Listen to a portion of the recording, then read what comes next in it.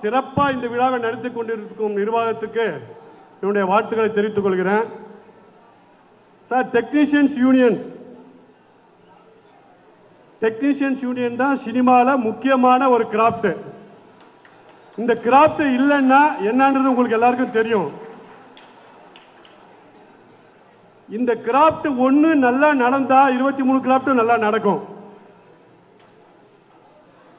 ஏன்னா எல்லா கிராஃப்டிலும் ஒரு பிரிவு தான் இருக்கு. உங்ககிட்ட 5-6 பிரிவு இருந்துட்டு அதுக்குள்ள சலசலப்புகள், நீ பெரியவனா நான் பெரியவனா, இந்த மாதிரி சச்சரவுகள் நிறைய இருக்கு.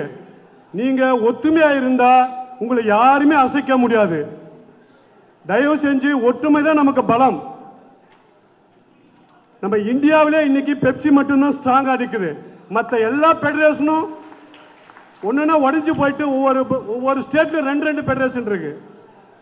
தமிழ்நாட்டில் மட்டும்தான் ஒரே ஒரு பெடரேஷன் இருக்கு. தயவு செஞ்சு நம்ம இதுக்கெல்லாம் காரணம் நம்ம ஒற்றுமை தான்.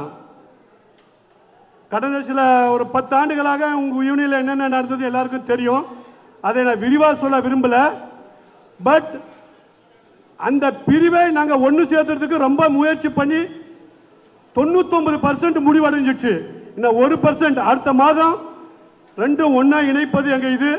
இணைக்கும் போது சின்ன சின்ன ஏதாவது பிரச்சனை இருந்தால் விட்டு கொடுத்து நம்ம ஒற்றுமையை பலப்படுத்துமாறு கேட்டுக்கிறோம். ஏன்னா ரொம்ப முயற்சி எடுத்திருக்கோம். நாங்கள் அதுக்கு வேண்டிய இதெல்லாம் செஞ்சுட்டு இருக்கோம். உங்க தலைவர் செயலாளர் போல டெய்லி வந்து எங்களை தொந்தரவு பண்ணிட்டே இருக்கிறாரு. நாங்களும் ஒரு ஸ்டெப் எடுத்து வச்சு எங்களை 2 ஸ்டெப் கீழே இருக்கிற மாதிரி நிகழ்வு நடந்துட்டு இருக்கு. அது இருந்தாலும் நாங்கள் விடல. கடைசி வரைக்கும் போய் இந்த யூனியனை ஒன்றிணைச்சு அவங்க ஒற்றுமையா இருந்து அவங்க யூனியன் செழிப்பா இருக்கணும்ன்றதான் பெப்சியின் நோக்கமே. அதனால இது நாங்கள் என்ன தடை வந்தாலும் உங்களை எல்லாரும் ஒன்றிணைச்சு உங்க யூனியனை பலப்படுத்துவோம் என்று சொல்லி விடைபெறுகிறேன். நன்றி, வணக்கம்.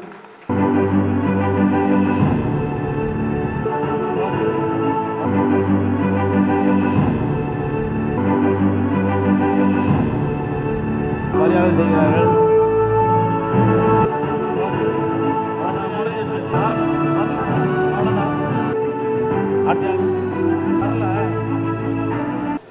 மேடையில் இருக்கக்கூடிய ஸ்பெஷல் கெஸ்ட், அதுக்கப்புறமா south Indian technician union members, எனக்கு முதல்ல 1990 நான் இப்போது ஃபிலிம் இன்ஸ்டியூட்டில் வந்து டிப்ளமா ஃபிலிம் பண்ணிகிட்ருக்கேன்.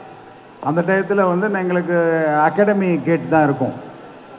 ஸோ நமக்கு அந்த 1.85 கேட் அப்படின்னா வந்து அது எங்கே இருக்குது அப்படின்னா சினி டெக்னீஷியன் அவுட்டர் யூனிட்னு ஒன்று இருக்குது, யூனியன் ஒன்று இருக்குது, அங்கே தான் அது இருக்குது அப்படின்னு சொல்கிறப்போ வந்து எனக்கு கோபால் கொஞ்சம் கருப்பாக இருப்பார், ஒயிட் அண்ட் ஒயிட் போட்டிருப்பார், அவர் தான் வந்து அதை எடுத்துகிட்டு வர்றாரு எங்களுக்கு. அது வரைக்கும் இன்ஸ்டியூட்டில் வந்து எங்களுக்கு ஃபோக்கஸ் ட்ரைனிங் எல்லாமே எங்கள் படத்துக்கு எல்லாத்துக்குமே நாங்கள் தான் பண்ணணும். ஃபோக்கஸ் ட்ரைனிங் மார்க் பண்ணுவோம், ஒரு மார்க்காக பண்ணுவோம். இப்போ கிட்டத்தட்ட அது வரி குதிரை மாதிரி ஆகிடும் ஒரு லென்ஸு.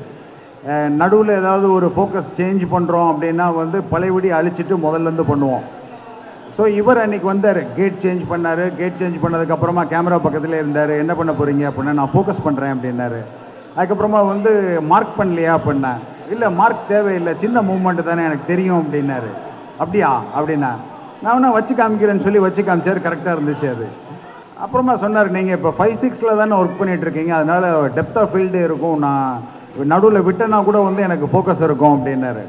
ஸோ ஃபஸ்ட் டைமாக வந்து ஒரு ஃபோக்கஸ் பில்லருடைய ஒரு அறிமுகம் அப்படிங்கிறது வந்து உங்கள் யூனியன்லேருந்து வந்த அவர் கோபால் எப்படி இருக்காரு?